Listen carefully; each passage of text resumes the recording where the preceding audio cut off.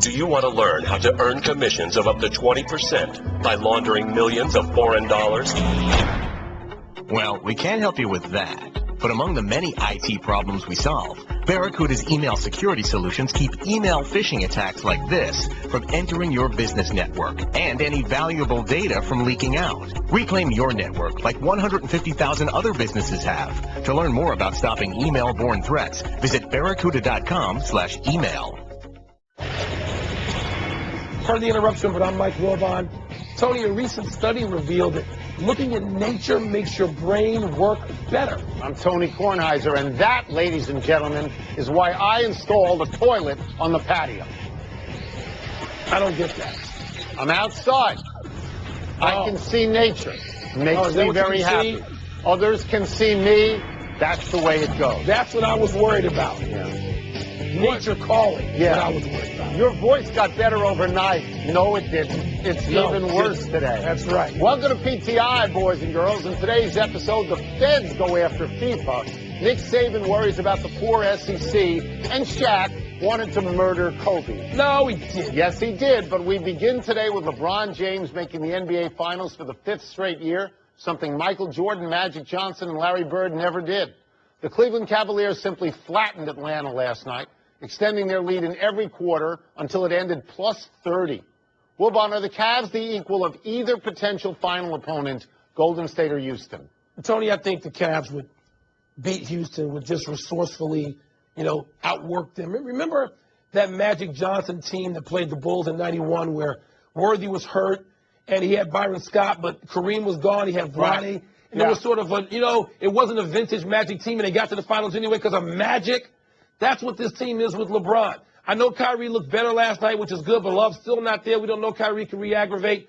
Tony, I don't think they can beat the Warriors. The Warriors are just too good, having a magical season. And they seem to have, knock on wood, avoided the injury bug when Steph Curry got up and came back out there and played. I think they could beat Houston. I do not think they'll beat the Warriors. I think it all depends on the health of Kyrie Irving. If Kyrie Irving is 100% healthy, the way he was in the middle of the season, then he can go after Steph Curry on the same court with him. He's a guy with as good a ball handling skill as Steph Curry. He doesn't shoot as well as Curry. Nobody does. But he scores in volume. He can do that. And they then have LeBron James. LeBron has been winning with cast-offs. Kyrie Irving is not a cast-off. LeBron James is a dominating player. And even against what I would concede to you is a better team and a deeper team, which Golden State is, I believe Cleveland can win that series if Kyrie Irving is healthy. Yes. Tony, you know what's interesting about all this is guys like Iman Shumpert and J.R. Smith, they're not playing like cast-offs. They're playing like guys empowered by LeBron James, because they are. Right. And so this is where they are now. Like, we don't have to worry about what they were in New York. That's not who they are. That's not what Mozzie Mozgov is now.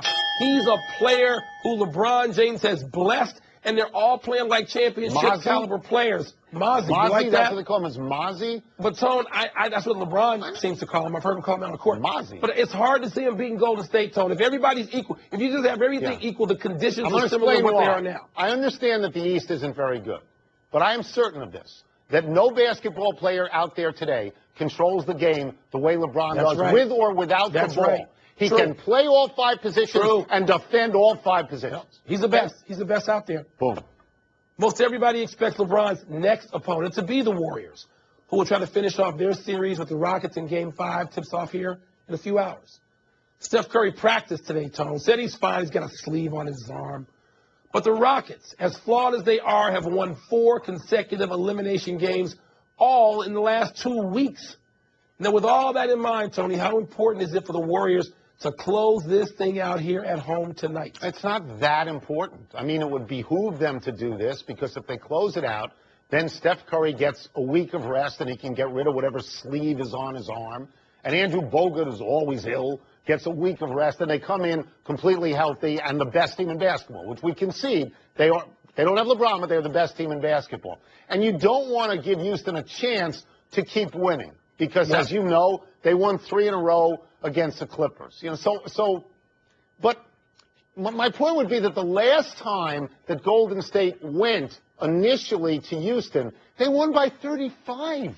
Yeah. I mean, they're not going, if they lose this game, they're not going to be afraid of the consequences. But, Tony, here's the consequence I'm afraid of.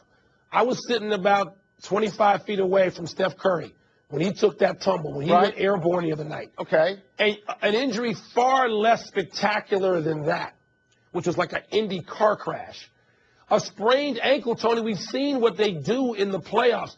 The playoffs have been about injuries. If you're the Warriors, you can't afford to have Steph Curry get hurt. You can't even afford to have Bogut or Klay Thompson or Iguodala. You can't afford to have these guys get injured. So I just think Draymond Green. So you have to end this as soon as you can. It's not just about the result of the game. It's about your ability to be at your best in the next series. But let's look at these teams for a second. I have no doubt that Houston can win 4 games in a row. They're a really good team. My doubt is that Golden State can lose 4 games in a row. They're 44-3 at home. So you're telling me they're going to lose 2 in a row at home, and I don't see it. I'm telling you, if they win a game and one of those guys I named gets hurt, they're not going to win the championship. And with the season they've had, that's what they're after. Those are the chances in every game, in every sport. So don't play any more games. In order to protect their best pitcher, Matt Harvey, who is coming back from Tommy John surgery, and their 2 outstanding young starters, Jacob deGrom and Noah Syndergaard, the New York Mets are going to a 6-man starting pitching rotation for at least the next couple of months because the Mets are worried about their arms. Wilbon, is this a smart move for the Mets? Yes, absolutely, Tony. It's a smart move, and it's an evolutionary move as well. In 25 years, you and I will probably be gone. There's going to be 7-man starting rotations. This is just the way baseball's going. And I will tell you this. It's interesting talking to people in every sport. You talked about yesterday players, athletes, the context of basketball being bigger, stronger, faster. Yeah. Just better technology helping them get to these places. And you're right. But, Tony, they play fewer games than ever. They get injured more than ever. And talking to doctors and coaches and really smart people around various sports, they are increasingly convinced that just using the same muscles over and over, playing one sport all year, 12 months, year round, is contributing to this part of the evolution, and there's no way around increasing these starting rotations. It may be good for the Mets. The numbers on Matt Harvey are amazing. On 4 days rest, Matt Harvey is 7-6 with a 3.27 ERA. On 6 days rest, he's 5-2 with a 1.07 ERA. So he's much better if he's rested. I get that part. But the Washington Nationals were in a situation similar to this. They bring in Max Scherzer. He's their number 1 starter. They don't go to 6-man. They put Tanner Roark in long relief in a bullpen. Tanner Roark last year was 15-10 with a 2.7 or 2.85 ERA. He's the number 2 starter on 25 clubs in the league. And the Nats are in first place because they stayed with a 5-man rotation because they want their best players pitching. Tony, there were holdouts with a 4-man rotation. This is not specific. This is the way it's going. Just like you and I don't particularly like the notion of resting NBA players and having them play 72 games instead of 82. Tony, that's the way it's going. I think it's going to have whether to be it's the Nats or somebody else. Tony, you know what? Billy Martin was out there, he killed his howling at the moon. He killed his starters. Okay, well, because he pitched everybody 4 men 9 innings all the time. But I'm done. Are you just old? You sound old today. No, I'm done with this one. And then that's in first place. Today. Going 5-man. They didn't make out too well last night, did they? They lost one game. They're 20-6. Real news coming out of college football these days, and this is going to just shock your pants off, is your boy Nick Saban and some of his lackeys whining. This time, Slick Nick wants a new governing body to level the playing field for SEC programs, poor SEC, like his, who are not eligible to receive Notre Dame transfer Everett Golson. Saban says, quote, "These rules need to be global. Otherwise, we're going to become a farm system for all the other leagues," close quote. So you with your boy Sabes on this? Let's take Nick Saban, or as you call him, Slick Nick. Let's take him out of this equation because nobody likes him. You don't like him, I don't like him, nobody likes him, okay? But let's take him out. And then stuff he says about how the SEC is going to become a feeder system for other leagues, preposterous. We all understand that. Okay. But let's look at the merit of what he's saying, that if there are different rules for different schools, you have the potential for chaos. The strange thing about this is they had an organization, the NCAA, which they hate. And they want to get rid of. And they want to get rid of even now. And I understand that. But the parameters pretty much might have to be the same for all the big football schools, don't you think? Really? Yeah, but Tony, is Saban going to encourage whatever new governing body this is to reduce all the SEC number of home games from 8 out of 12 home Absolutely games not. to 7 or 6. No, he won't. So all he No. wants to do is keep his advantages yes. while stiff-arming the other programs. Yes, but He let's just take him out of it. Take him out of it. He and those of his ilk are the same.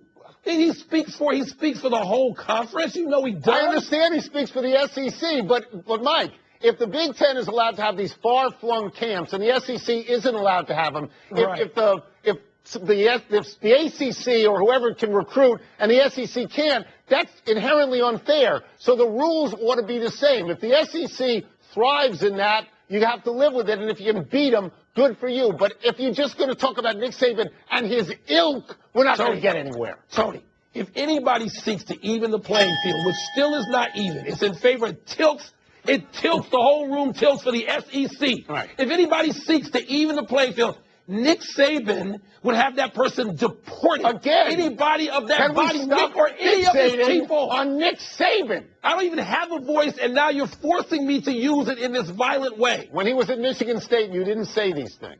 I didn't hate him then. I know. I In don't an hate oral history of the 2003-2004 Lakers season by Bleacher Report, John Black, the Lakers head of public relations, is quoted confirming that Shaquille O'Neal and Kobe Bryant plain didn't like each other. At one point, Black recalled Brian Shaw having to pull them apart because, and I quote, Shaq threatened to murder Kobe, unquote. Well, but all kidding aside, if Shaq and Kobe had fought to the death, who would win? Fought how? What, in a fisticuffs, in an alley fight? Come on. You put the rules out there. Whatever you think. No one since Rick Mahorn or Bill Laimbeer would take on Shaq. No one. So let's stop. Kobe's not crazy. Kobe's a really, really smart guy. He's not going to take on Shaq physically. If it's a boxing ring and they have a referee, maybe. Yeah, what happens? They weren't going to. Shaq's not going to kill anybody. Let me tell you what happens in a boxing ring. If Kobe is not allowed to have any weaponry and he's fighting Shaq, that is Mamba skin. It's over. He has no chance. Shaq is a behemoth. Shaq is Goliath. He's not going to win. And he was, Tony, let me tell you something. You think about this. Shaq, as big as he was beat on for all those years. Yes. Far more than he beat on anybody. Sure. Shaq was hardly ever. He was in a couple of fights. One of them with our friend Charles early on. Shaq wasn't in fights. He didn't even hit back. Shaq's not a fighter. John Black, your boy, says he wanted to murder Kobe. Wait. I don't doubt for a second that Shaq walked through the room and said, and I quote, "I'm going to kill your boy. I'm going to kill your boy. I'm going to kill him today." And there's no question he said that. Kobe is devious. Kobe could have found a way out of that, I think. Well, he needs to find a way out because Shaq was 7'1", 200 and 75 pounds. Okay, you're 320, 330. You ain't fight Shaq. And Shaq is not fighting anybody. So you know what this is? This is one of those fun things to talk about, like who would win, the tiger or the elephant. Right. But it was never going to happen. Shaq would win. It was never going to happen. Bye-bye, Mamba. Let's take a break. But coming up, bribery in FIFA. Is Sepp Blatter, Wilbon's boy, going down? Yeah. Will the U.S. end up with a World Cup? We will ask Grant Wall. I think we should get 3 World Cups in exchange for him to stay out of jail. And later, 2 of baseball's best young hitters put on a show at Wrigley. But who hit the real home run here? The real home run. Not the pop-fly, wind-blown variety, but who hit that like the tiger or the elephant? Who do you have, the tiger or the elephant? The elephant. Yeah. Geico presents Strange Saving Stories. Astronomers detected an interstellar transmission. It stated, Geico, 15 minutes could save you 15% or more. The implications were staggering. Was the cosmos telling us we could all save hundreds on car insurance with Geico? Or did their radar merely pick up a signal from the nearby Rufus and Clyde's morning show? We may never know. Geico. 15 minutes could save you 15% or more on car insurance. Welcome back to Pardon the Interruption, presented by Guinness Blonde American Lager, part of Happy Hour.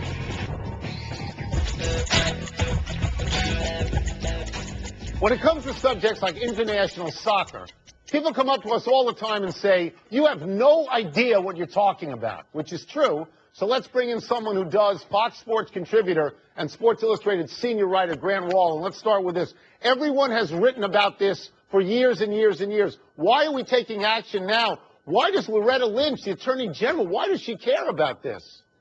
Well, that's a great question. And what's happened is I think that soccer has gotten bigger in the United States, and a lot of the bad actors were actually Americans and North Americans in this region over the last couple of decades. And the arrests we're seeing today from FIFA are a response to Chuck Blazer, an American, turning and being caught by the feds and giving evidence to them that led to these arrests. Now, the FBI is hoping that arresting these guys, these 14 people today, may lead to getting more evidence where they can go all the way to the top of FIFA and bring down Sepp Blatter, too.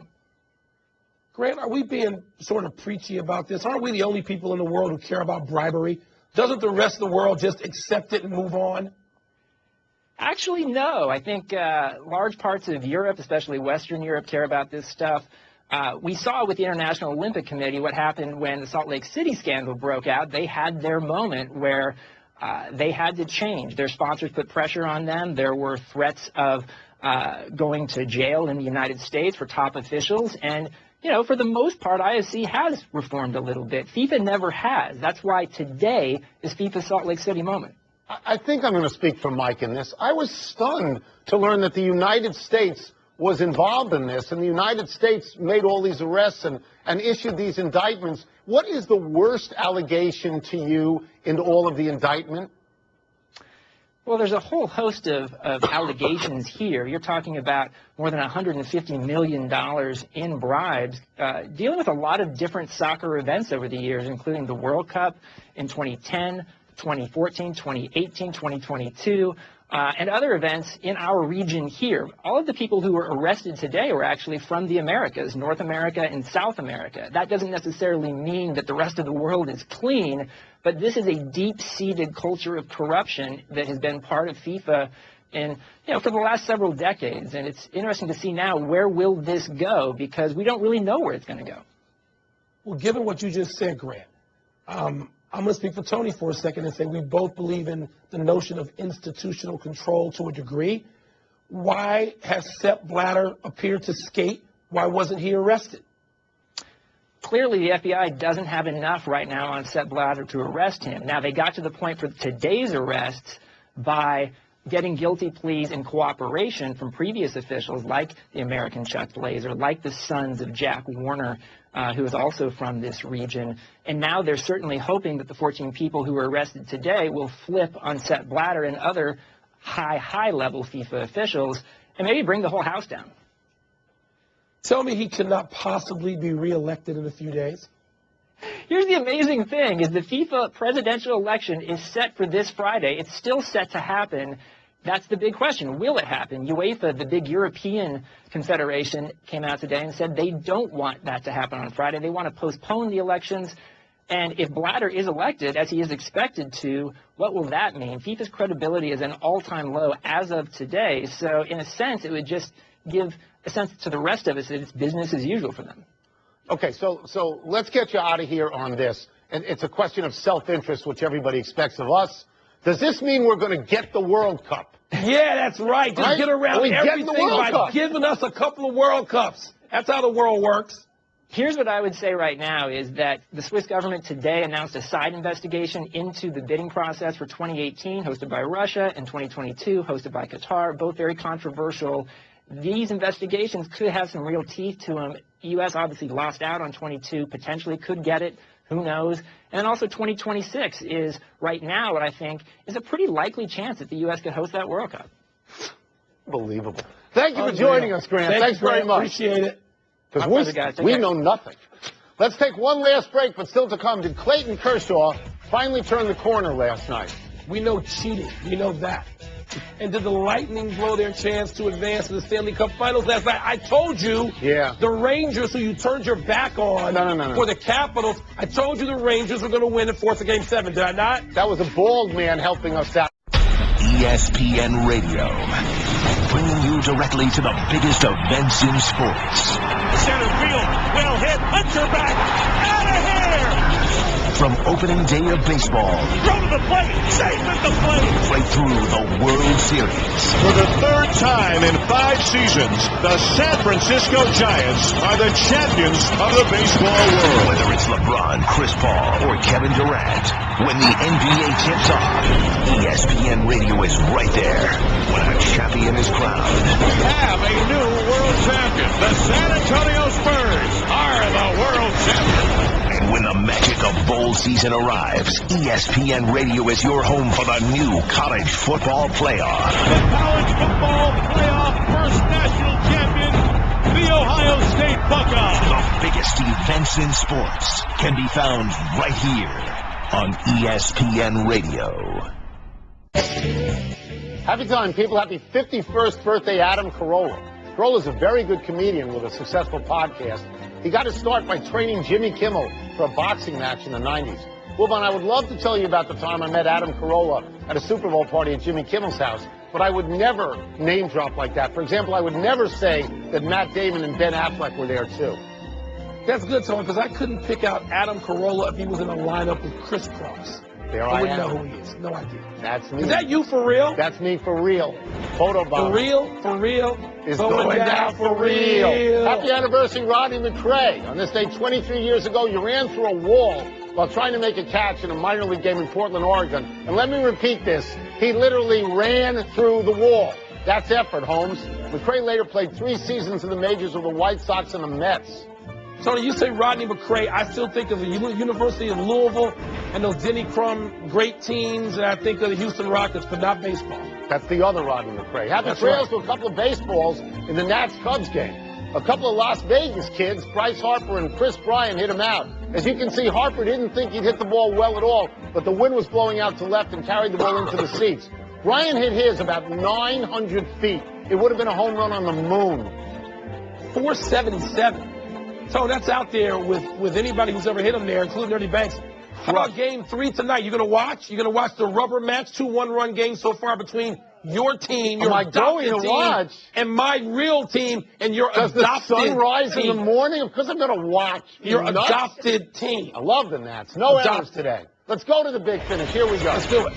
The Rangers crushed the Lightning in Tampa. Did the Ning blow their chance at the finals? Well, in my opinion, you know who I've been picking to win this series in 7 since day 1. Clayton Kershaw, 7 innings, 4 hits, no runs, 10 Ks against the Brew Crew. Did he turn the corner? You let him post one more game like that in his next start, and I would say yes. And by the way, who calls them the Ning? Justin Verlander reportedly dominated a simulated game yesterday. Is that a big deal? Big deal, no. It's a step in the right direction, and I hope he continues it, but it's not a big deal until he faces real hitting. The Texans have been selected for this season's Hard Knocks series on HBO. You watched that. Are you excited? I actually don't watch it, but I would like to see J.J. Watt. I think he's interesting. Jadeveon Clowney will be back to play this season. Arian Foster's a big yapper. Last one, Ducks at Blackhawks game 6 tonight. How sure are you that it goes to game 7? Well, I promised you we were going to win in 7, so I got to get it to game 7. So to be consistent, I got to say 100% certain, Tone. Blackhawks win at the United Center tonight. Blackhawks win. We're out of time. We'll try and do better than next time. I'm Tony Kornheiser. I'm Mike Wilbon. Same time tomorrow, Knuckleheads. Check out the PTI podcast on iTunes. Grandma Sweetie, shout out. 95 years old.